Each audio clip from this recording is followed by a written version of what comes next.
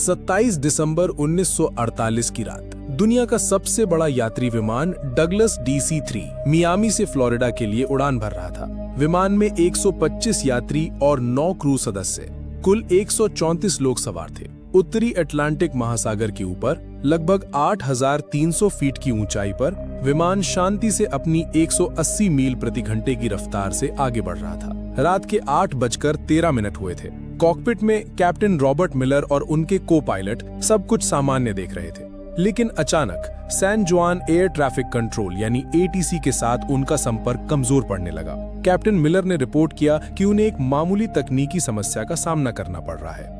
ये उनकी आखिरी आवाज थी।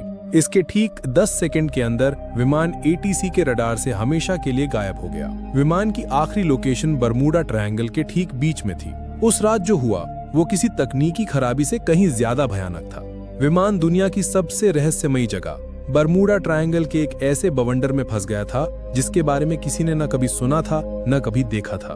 पलक झपकते ही विमान के अंदर चीख पुकार मच गई। कैप्टन मिलर ने अपनी पूरी ताकत से प्लेन को संभालने की कोशिश की, लेकिन तब तक बहुत देर हो चुकी थी। तूफान ने पूरे विमान को अपनी चपेट में ले लिया था और उसे किसी खिलौने की तरह घुमा रहा था। प्लेन के सारे इलेक्ट्रॉनिक उपकरण, कंपास, रेडार सब कुछ बंद हो चुका था। विमान अब किसी इंसान के नियंत्रण में नहीं था, वो सिर्फ तूफान की रफ्तार से अंधाधुंध उड़े जा रहा था। लगभग आधा घंटा उस जानलेवा बवंडर में जूझने के बाद जब विमान तूफान से बाहर निकला तो चारों तरफ सिर्फ अंतहीन समंदर था। प्लेन के इंजन अभी भी काम नहीं कर रहे थे और वो धीरे धीरे नीचे की ओर गिर रहा था। तभी को पायलट की नजर सामने एक द्वीप पर पड़ी। वो एक अनजान, अनछुआ द्वीप था। सबको पता था कि उनकी मौत बस कुछ ही पलों की दूरी पर है। विमान उस द्वीप पर मौजूद एक विशालकाय पुराने पेड़ से जा टकराया। पेड़ की सैकड़ों मोटी डालियों ने विमान को किसी जाल की तरह अपने अंदर फंसा लिया और यही वो चमत्कार था जिसने 134 लोगों की जान बचा ली। विमान के पेड़ में फंस जाने से यात्रियों की जान तो बच गई, लेकिन ये एक दर्दनाक शुरुआत थी। विमान के अंदर से कराहने और रोने की आवाजें आ रही थी। कैप्टन रॉबर्ट मिलर, जिनका सिर एक पैनल से टकरा गया था, होश में आते ही हरकत में आ गए। उन्होंने तुरंत लोगों को शांत कराया। विमान में सवार एक retired army doctor Evelyn read ने बिना समय गंवाए घायलों की देखभाल शुरू कर दी। कुल 10 लोग गंभीर रूप से घायल थे। किसी का हाथ टूटा था, किसी का पैर, तो 2 लोगों के सिर पर गहरी चोटें आई थी। बाकी सभी लोग सदमे में थे, लेकिन सुरक्षित थे। जब सब धीरे धीरे विमान से नीचे उतरे तो उन्होंने महसूस किया कि वे कहां आ फंसे हैं। ये एक ऐसा द्वीप था जो किसी नक्शे पर मौजूद नहीं था। चारों तरफ घना जंगल, अजीबोगरीब पेड़ पौधे और एक अनजानी खामोशी थी। सबसे पहली और सबसे बड़ी चुनौती थी पानी। हर कोई प्यासा था, लेकिन पूरे द्वीप पर दूर दूर तक किसी नदी, झरने या साफ पानी के स्रोत का कोई निशान नहीं था। उनकी एकमात्र उम्मीद अब सिर्फ बारिश का पानी थी। कैप्टन मिलर ने अपने अनुभव का इस्तेमाल करते हुए लोगों को समूहों में बांटा। एक समूह को विमान के मलबे से खाने पीने का सामान, दवाइयां और काम की चीजें निकालने का काम सौंपा गया। दूसरा समूह कैप्टन के साथ मिलकर रात गुजारने के लिए एक अस्थायी आश्रय बनाने में जुट गया। उन्होंने विमान की टूटी हुई सीटों, धातु की चादरों और बड़े बड़े पत्तों का इस्तेमाल करके एक काम चलाऊ छत तैयार की जो उन्हें रात की ठंड और संभावित बारिश से बचा सके। उस पहली रात जब वे एक दूसरे से सट कर बैठे थे तो उनके दिलों में एक ही सवाल था, क्या कोई उन्हें ढूंढने आएगा? क्या वे कभी इस अनजान जगह से बाहर निकल पाएंगे? दूसरे दिन की सुबह एक नई चुनौती लेकर आई, भोजन की कमी और आग जलाने की तकनीक। विमान से जो थोड़ा बहुत खाना मिला था वो ज्यादा दिन नहीं चलने वाला था। उन्हें द्वीप पर ही भोजन खोजना था, लेकिन कौन सा फल जहरीला है और कौन सा खाने लायक, ये जानने का कोई तरीका नहीं था। इसी कोशिश में एक अधेड़ उम्र के व्यक्ति ने एक अनजान फल खा लिया और कुछ ही घंटों में उसकी तड़प तड़प कर मौत हो गई। ये द्वीप पर हुई पहली मौत थी जिसने सबको अंदर तक हिला के रख दिया। इस घटना के बाद लोगों में डर और सीमित भोजन को लेकर पहला संघर्ष शुरू हुआ, लेकिन कैप्टन मिलर और डॉक्टर एवलिन ने स्थिति को संभाला। उसी शाम एक किशोर लड़के ने, जिसे विज्ञान में रुचि थी, अपने चश्मे के लेंस का उपयोग करके सूरज की किरणों को सूखी पत्तियों पर केंद्रित किया। घंटों की मेहनत के बाद पत्तियों से धुएं की एक पतली लकीर उठी और फिर एक छोटी सी लौ जल उठी। आग। ये उनके लिए किसी जीत से कम नहीं थी। आग न केवल खाना पकाने के लिए जरूरी थी, बल्कि ये रात में जंगली जानवरों को भी दूर रख सकती थी। इसी बीच विमान में एक इंजीनियर आर्थर वैंस ने टूटे हुए रेडियो को ठीक करने की कोशिश की। कड़ी मशक्कत के बाद वो एक कमजोर सिग्नल भेजने में कामयाब रहा। उसने अपनी आखिरी लोकेशन और मदद का संदेश भेजा, लेकिन सामने से कोई जवाब नहीं आया। रेडियो की बैटरी खत्म हो चुकी थी।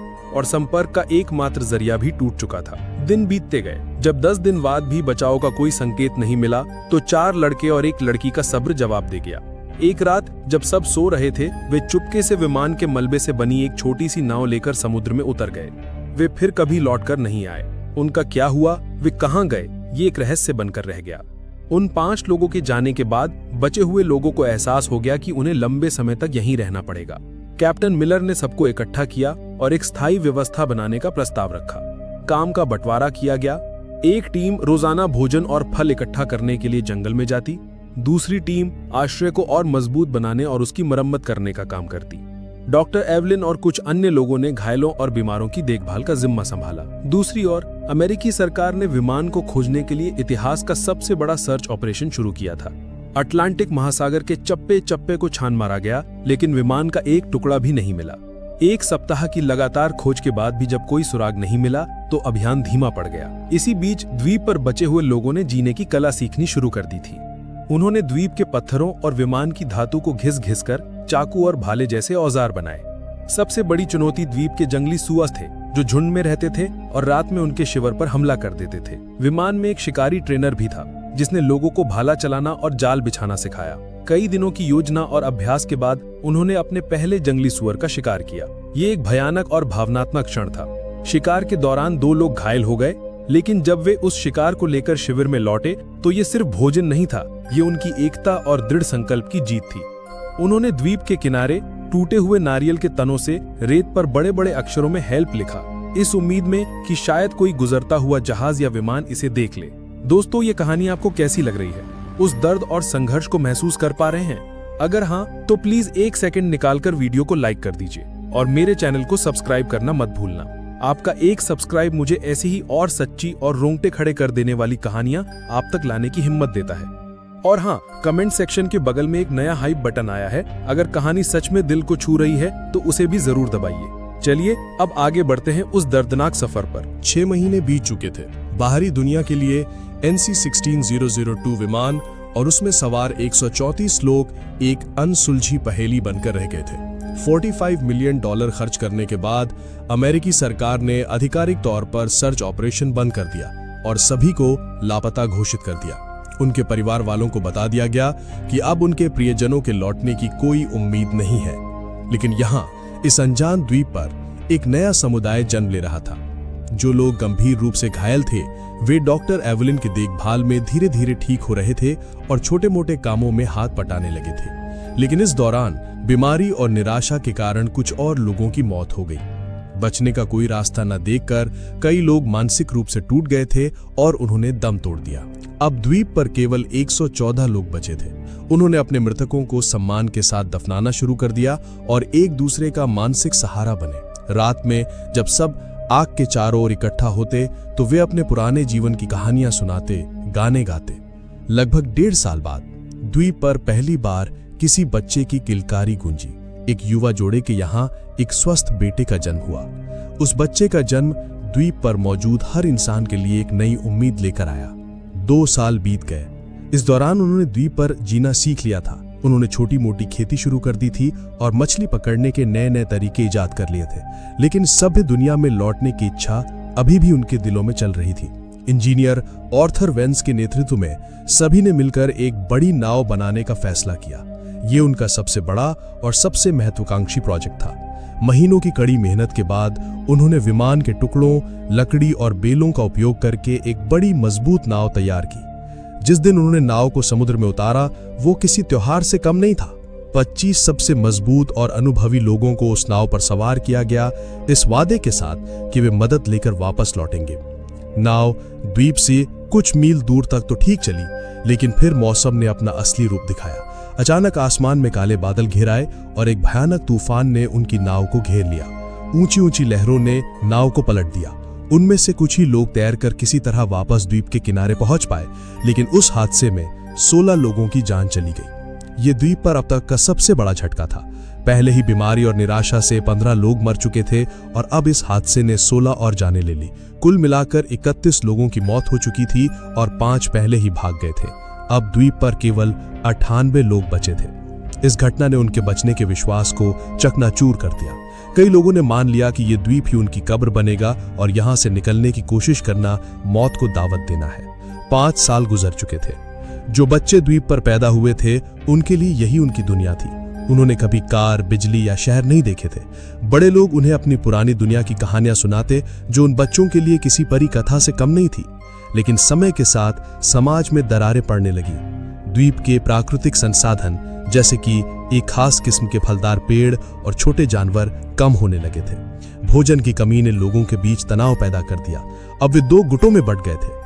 एक गुट जिसका नेतृत्व कैप्टन मिलर कर रहे थे, वे अभी भी मानता था कि उन्हें किसी भी कीमत पर यहां से निकलने की कोशिश करते रहना चाहिए। दूसरा गुट जिसका नेतृत्व एक हताश व्यक्ति कर रहा था, का मानना था कि यही उनकी नियति है और उन्हें बाहरी दुनिया को भूलकर इसी द्वीप पर बस जाना चाहिए, क्योंकि बाहर निकलने की हर कोशिश सिर्फ मौत लेकर आई थी। इसी बीच भोजन की तलाश में एक खोजी दल द्वीप के अंदरूनी हिस्से में गया, जहां उन्हें कुछ ऐसा मिला जिसने उनके रोंगटे खड़े कर दिए। उन्हें किसी प्राचीन टूटी फूटी सभ्यता के खंडहर मिले और उन्हें खंडहरों के पास एक गुफा के अंदर उन्हें एक इंसान का कंकाल मिला। कंकाल के पास धातु का एक छोटा जंग लगा टुकड़ा था जो किसी पुराने विमान का हिस्सा लग रहा था। ये इस बात का सबूत था कि वे इस द्वीप पर फंसने वाले पहले लोग नहीं थे। बर्मुडा ट्रायंगल का रहस्य और भी गहरा हो गया था। क्या इस द्वीप का कोई श्राप था? क्या यहाँ आने वाला हर कोई यही मर जाता है? इन सवालों ने उन्हें और भी डरा दिया। 7 साल बीत चुके थे। इन 2 सालों में तनाव, भोजन की कमी और बीमारियों के कारण 16 और लोगों की मौत हो गई। अब उनकी संख्या घटकर सिर्फ 82 रह गई थी। लोग जीने की उम्मीद लगभग छोड़ चुके थे, वे बस दिन काट रहे थे। ऐसा लग रहा था कि चीजें इससे ज्यादा बुरी नहीं हो सकती, लेकिन वे गलत थे। 8वें साल की एक दोपहर द्वीप पर एक भयानक चक्रवात आया। तेज हवाओं और मूसलाधार बारिश ने उनके लंबे समय की मेहनत से बनाए गए बसीरों और छोटी मोटी फसलों को तहस नहस कर दिया। उन्होंने जो कुछ भी बनाया था सब कुछ बिखर गया। उनके जीने का मनोबल पूरी तरह से टूट चुका था। वे खुले आसमान के नीचे भीगते हुए, कांपते हुए बैठे थे और सोच रहे थे कि शायद अब अंत आ गया है। चक्रवात के ठीक कुछ हफ्ते बाद, जब वो अभी उबरने की कोशिश ही कर रहे थे, द्वीप एक जोरदार भूकंप से कांप उठा। जमीन ऐसे हिल रही थी जैसे फट जाएगी, पहाड़ टूटकर गिरने लगे और पेड़ जड़ से उखड़ गए। हर कोई अपनी जान बचाने के लिए इधर उधर भाग रहा था। ये भूकंप विनाशकारी था, लेकिन अनजाने में ये उनके उद्धार का कारण बनने वाला था। भूकंप के कारण विमान का जो मलबा सालों से एक ही जगह पड़ा था, वो अपनी जगह से खिसक गया और उसके नीचे दबे कुछ तार और उपकरण बाहर आ गए। किसी को नहीं पता था कि ये छोटी सी घटना उनकी 9 साल की पीड़ा का अंत लिखने वाली है। भूकंप के कुछ दिन बाद जब सब कुछ शांत हुआ, तो इंजीनियर आर्थर वेंस यूं ही टूटे हुए मलबे का निरीक्षण कर रहा था। तभी उसकी नजर विमान के उस रेडियो पर पड़ी जो अब एक अलग कोण पर पड़ा था। उसी समय वैज्ञानिकों के अनुसार एक तीव्र सौर तूफान, जिसे सोलर फ्लेयर कहते हैं, उठा, जिसने पृथ्वी के चुंबकीय क्षेत्र को प्रभावित किया। ये एक दुर्लभ खगोलीय घटना थी। शायद इसी घटना के कारण या भूकंप से हिले तारों के जुड़ जाने से एक चमत्कार हुआ। आर्थर ने जब यूं ही रेडियो का एक स्विच दबाया तो उसमें से एक हल्की सी खरखराहट की आवाज आई। उसके दिल की धड़कन बढ़ गई। उसने कांपते हाथों से बैटरी के बचे कुछ तारों को जोड़ा और 9 साल में पहली बार रेडियो की हरी बत्ती जल उठी। उसने तुरंत माइक उठाया और एक कांपती हुई आवाज में कहा, मेडे मेडे मेडे, ये फ्लाइट NC-16002 है। क्या कोई सुन रहा है? हम जिंदा हैं। हम 9 साल से एक द्वीप पर फंसे हुए हैं। दूसरी तरफ मियामी के एयर ट्रैफिक कंट्रोल में एक ऑपरेटर ने जब ये संदेश सुना तो उसे अपने कानों पर विश्वास नहीं हुआ। उसने सोचा कि ये कोई मजाक है, लेकिन जब आर्थर ने विमान का रजिस्ट्रेशन नंबर, कैप्टन का नाम और उड़ान की तारीख बताई तो पूरे कंट्रोल रूम में सन्नाटा छा गया। अमेरिकी सरकार ने तुरंत रेस्क्यू ऑपरेशन फिर से शुरू कर दिया। उस समय सैटेलाइट तकनीक इतनी उन्नत नहीं थी कि वे लोकेशन को ट्रैक कर सके। उन्हें बस इतना पता था कि विमान बर्मुडा ट्रायंगल के आसपास कहीं है। उन्होंने उस पूरे इलाके के एक एक द्वीप को फिर से छानने का फैसला किया। दूसरी ओर द्वीप पर मौजूद लोगों में आशा की एक नई किरण जाग उठी थी। वे दिन रात एक बड़ी आग जलाकर धुआं करते रहते ताकि बचाव दल उन्हें देख सके। 9 साल, पूरे 9 साल बीत चुके थे। एक सुबह जब द्वीप के बचे कुचे 82 लोग सोकर उठे तो उनमें से एक ने दूर क्षितिज पर एक छोटा सा धब्बा देखा। वो धब्बा धीरे धीरे बड़ा हो रहा था। वो एक जहाज था। वो एक अमेरिकी नौसेना का जहाज था जो उनकी तलाश में आया था। उस जहाज को देखते ही 9 साल का दबा हुआ दर्द, पीड़ा और इंतजार सब कुछ आंसुओं के सैलाब में बह निकला। लोग खुशी से चीख रहे थे, रो रहे थे, एक दूसरे को गले लगा रहे थे। वे रेत पर दौड़ते हुए चिल्ला रहे थे, हम बच गए, हम बच गए। जब बचाव दल द्वीप पर उतरा तो वे वहां का दृश्य देखकर सन्न रह गए। जिन्हें दुनिया 9 साल पहले मृत मान चुकी थी, वे आज उनके सामने खड़े थे, थके हुए, कमजोर लेकिन जिंदा। उनकी वापसी की कहानी ने पूरी दुनिया को हिलाकर रख दिया। ये मानव सहन शक्ति और जीवित रहने की इच्छा की एक अविश्वसनीय कहानी थी। जिन परिवारों ने अपने प्रियजनों के लौटने की उम्मीद छोड़ दी थी, वे आज उनसे मिल रहे थे। वो पल इतने भावुक थे कि उन्हें शब्दों में बयां नहीं किया जा सकता।